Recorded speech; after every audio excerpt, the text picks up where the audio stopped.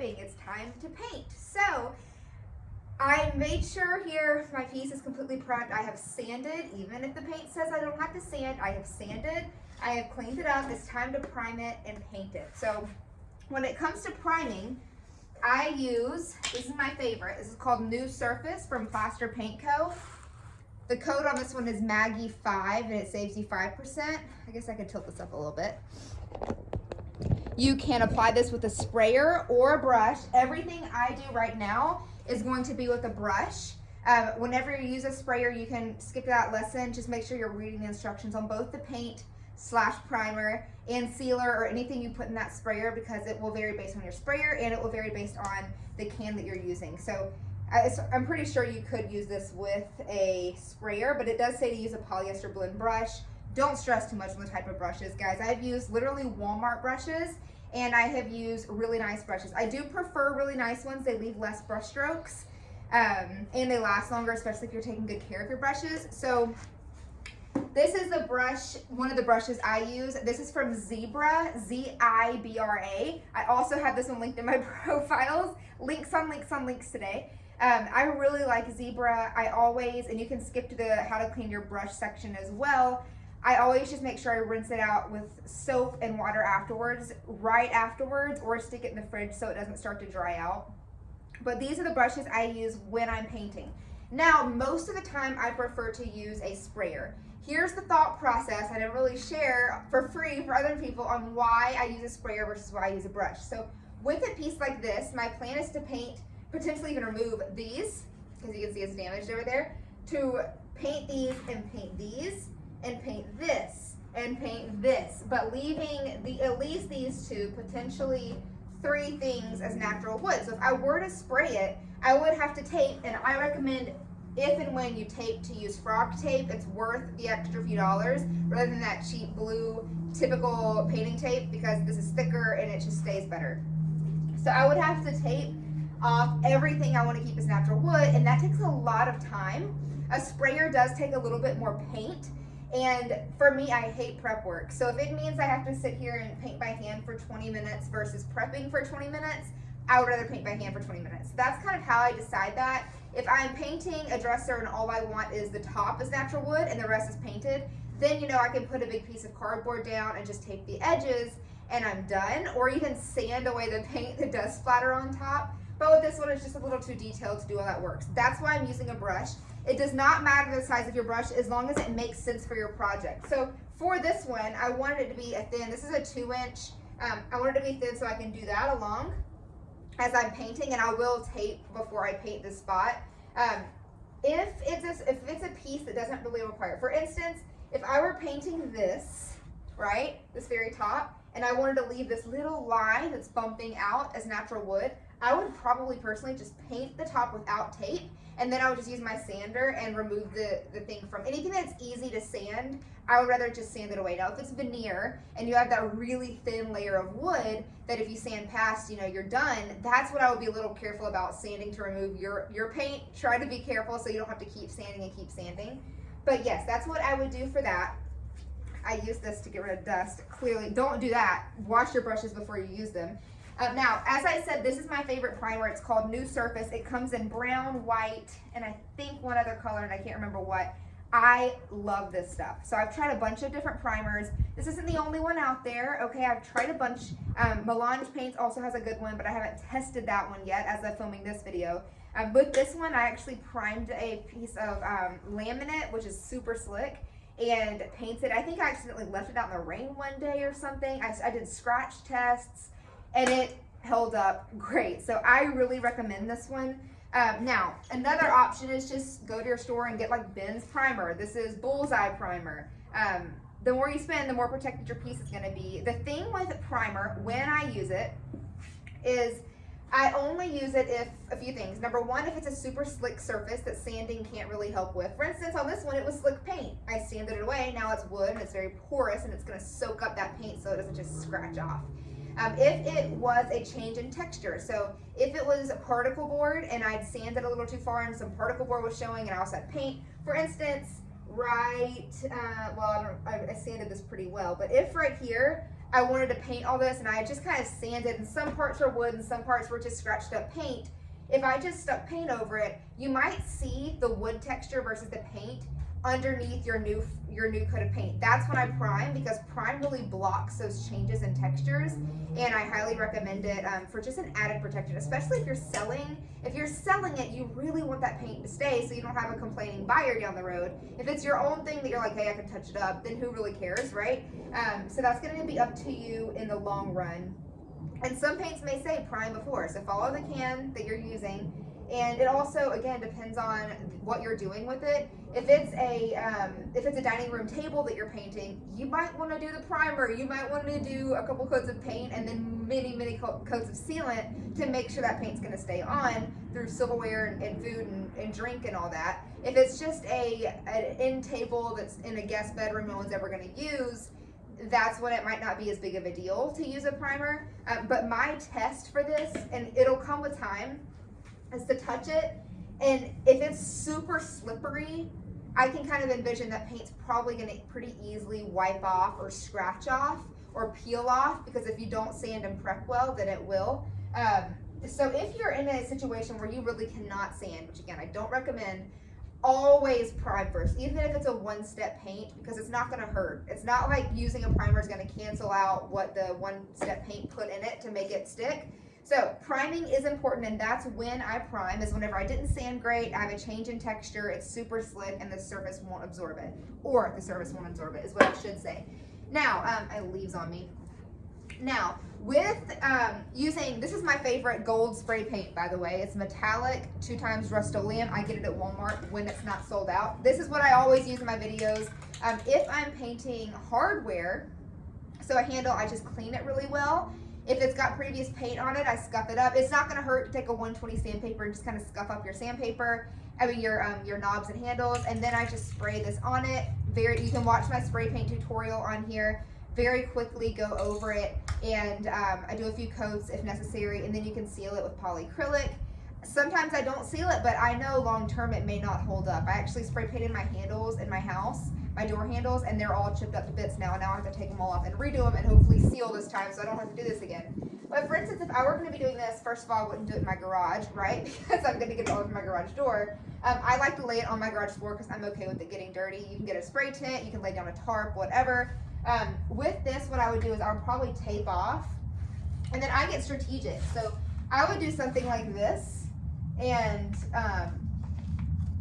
you can like hold it up and kind of block as you're spraying. So I recycle stuff by doing that and using it to block off. And same with using a brush, right? I could hold that up and then go along the edge instead of having to tape everything. That's just a little hack.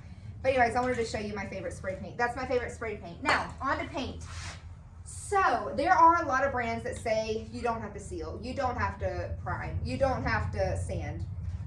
My thoughts are this: first of all, always test it, okay? Don't go buy 20 containers and say, I don't have to do any of this stuff, I'm gonna flip 20 pieces of furniture and sell it. You wanna test it for yourself first and make sure that's accurate. I always will say sand, no matter what, sand. I've just seen way too many people really regret not sanding. So I would always suggest sanding. And then with priming, hit or miss, again, follow your gut on that one, and that will come with time. It's never going to hurt to prime.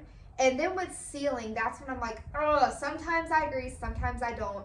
A lot of it, well, it really always for me comes down to the purpose of the piece. So for this one, it's very absorbent. I can tell it's going to stick. I'm going to put it on, and I know that no one's going to be sitting there, hopefully, and just going like this on the headboard and scratching it, right? It's not like anything super rough is going to be scratching against this paint on a headboard. Just some heads might knock up against it, right? So I'm not super sure. Sorry, it's a little chilly, and I've got like the cold nose situation going on. So now I'm thinking like, oh, I need to talk about the temperature. So with painting and priming, it's always good to read the can. It'll pretty much always tell you about temperatures. If it's cold outside, you might have some issues painting. If it's super hot, it's gonna dry crazy quick, which I actually hate because if you put a little bit too much, like if I were to go off on a little bit too much paint right here, by the time I would even bring it up if I'm in direct sunlight, it's gonna be a lot easier to get brush strokes because you're not gonna have time to even out that paint. So keep that in mind. with painting. You can get like a heater, you can do it inside. I use Melange paints. Melange paints is my favorite for paint. This like they carry this is Mesa Red. This is one of my favorites, and you can use code Maggie10 with Melange paints and get 10% off of your order. This is the one line. The one line for Melange has a built-in sealant. This line is a little flat. So flat means that there's not really shine. It has a little bit of a shine. I would almost call it eggshell. I've also used Plaster Paint Co. one-step paint, and again, that has the built-in sealant with it. And again, that code's Maggie5, and that one's more satiny. It's got more of a shine to it. The more shiny the finish, the more durable it's going to be. So maybe if you're doing a kitchen table, it might be better to do the Plaster Paint Co. If you're doing something that, I prefer Melange's colors, but the durability of this finish of plaster paint. So just kind of, you have to figure out, pick and choose what you want with that piece. I love their colors. So yeah, with like a dining room table, I might want to do plaster paint just so it's a little more shiny and a little more durable. But anyways, so I have tested this. It did work great with protection. I know for a fact I left Melange paint out in the rain one time. I don't recommend doing that. It just drizzled. And I came home and like, I wiped it off, and it had been sitting there for a while with drizzle on it. And it wiped right off. And when it was wet, it slightly changed the color. But once it dried, it wasn't visible anymore. So that's why I was like, oh, okay, cool. I don't have to seal this anymore unless it's something that I really am going to be high traffic on. And that's whenever I consider doing that. So with a sprayer, you're going to 100% avoid brush strokes because you're not using a brush, which is why I really recommend using a sprayer, and it does take a little bit of practice. With a brush and with paint, if it's hot, you're going to get brush strokes more. If it's cold, it just may not dry the way you want it to, and you might have to re-sand it and start over. I've actually never had that happen. I've painted in the cold sometimes, and I haven't had major issues, but I don't paint, I'm in Texas, so we don't have like, negative temperatures very often. I wouldn't be outside if we did. So, sorry, there's cars going by and my ADHD brain is kicking in. So whenever it is time to paint, you can still get brush strokes. What I recommend doing is, if the paint looks really thick when you open it up, that's how a lot of brush strokes happens. The thicker the paint, the more brush strokes you're gonna get. I'm gonna try to open this now on camera. Probably should have done this. Oh, sweet, I got it. So I'm gonna show you, this is a brand new one. Always stir, right? Read the instructions. Some may say shake. I don't think they would though. So this is inside of Melange. So as you can see, it's like dripping. Ooh, I'm about to make a mess. Oh my gosh, I shouldn't have done this. So it's dripping. So I'm really not I'm not concerned that it's going to be too thick. I have a good feeling about it. But if you're looking, like, it's, see how it's kind of like splashing around in there. It's not watery, but it is not like clumpy. And clumpy paint is a pain, y'all. I do not like clumpy paint. If it is a little clumpy, if it's water-based paint, you can water it down a little bit. Just add a little bit of water and stir it up. Don't go crazy because you can't get the water back out. You can always add more. It's like salt. Add more later. Don't put it all in at first. You can add a little bit of water and stir it up to thin it out a little bit. If it's oil-based paint, you'll have to buy a paint thinner that you can get at hardware stores, probably Walmart, definitely Lowe's and Home Depot, and thin out that paint a little bit. That will help prevent your brush strokes. Making sure you're putting an even amount all over. So how I actually do this is, I want to make sure I'm ready to paint so I don't mess up my nice brush.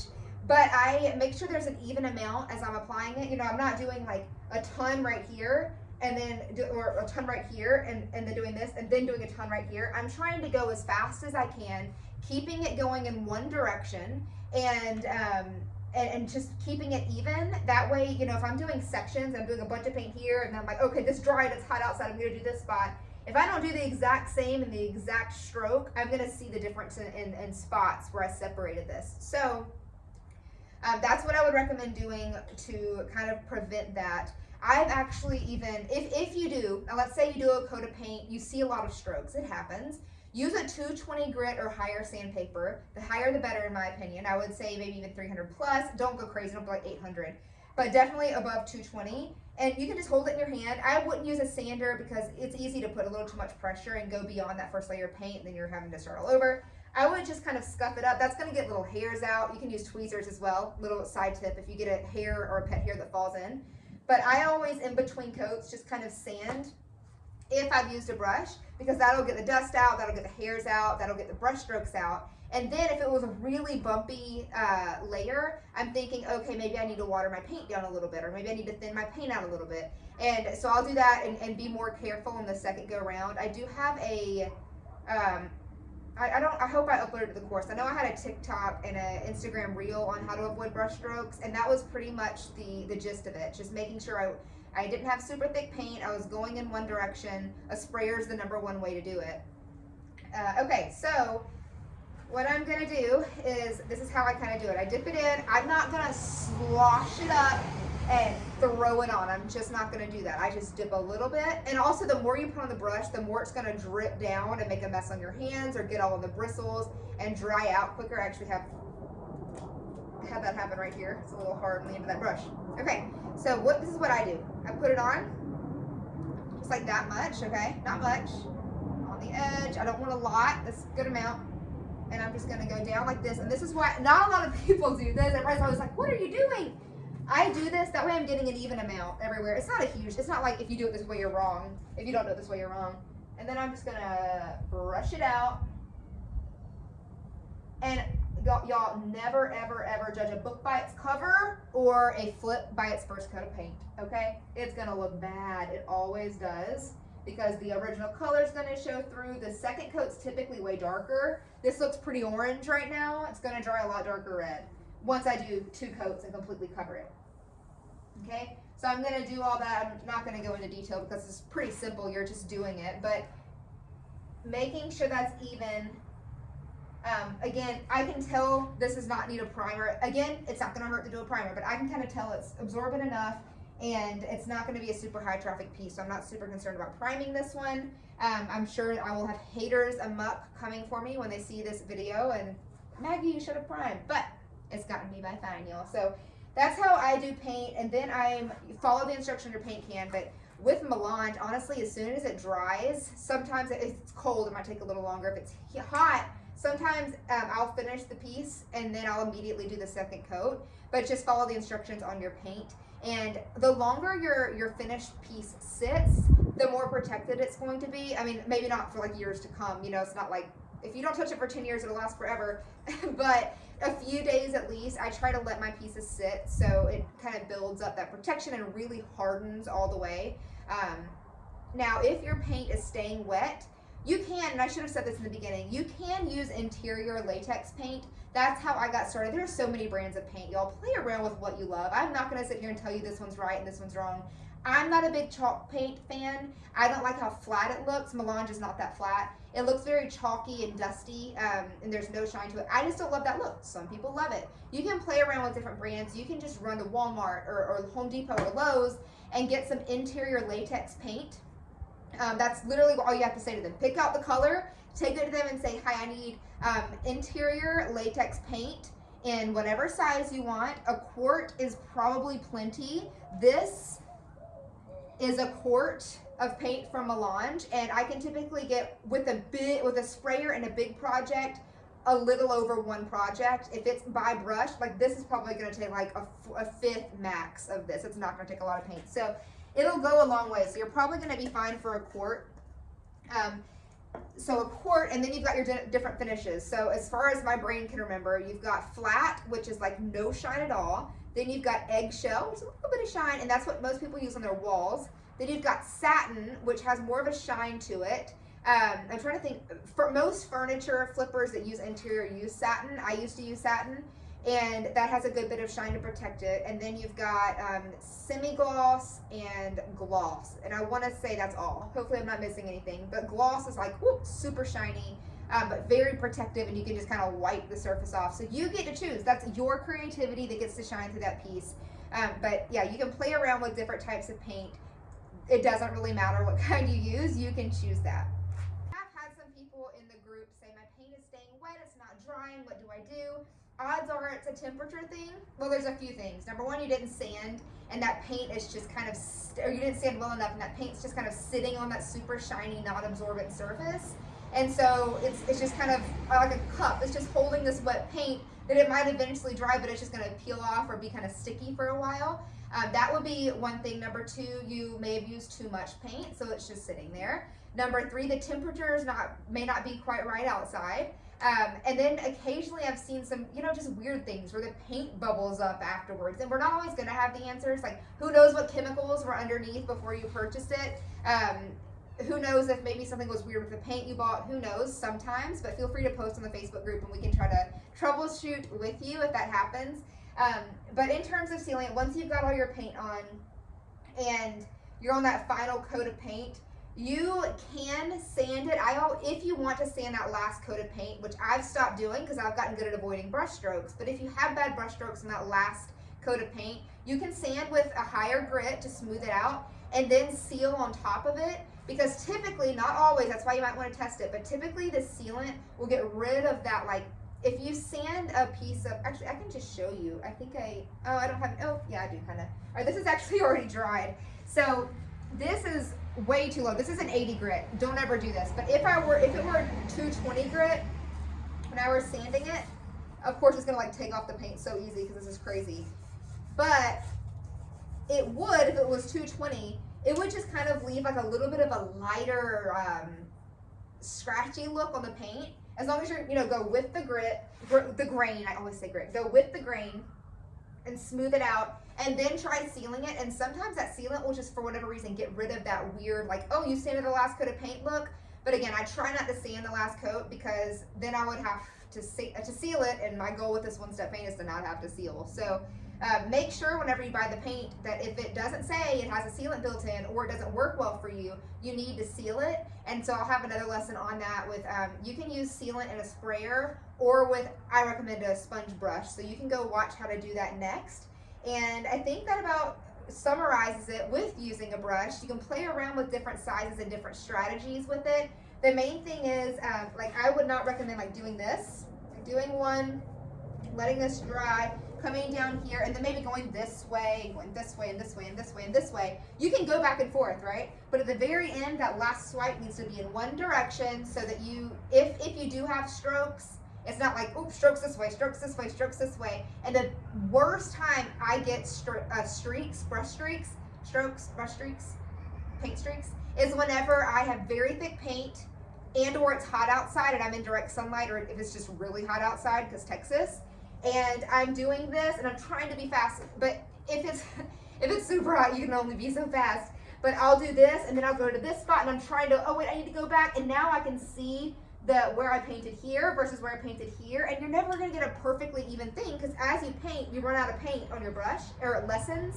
And so, it's gonna be thicker and then a little bit thinner, and then I start with another piece and it's just gonna be kind of lumpy. That's most of the problems whenever people use it. So try to apply an even amount, working as quickly as possible so you don't get uneven bits. Now, fortunately with this one, this paint's pretty thinned out. The weather's not super hot. I didn't apply a ton, so it's gonna be okay for me to go back over it. It's not gonna be visible.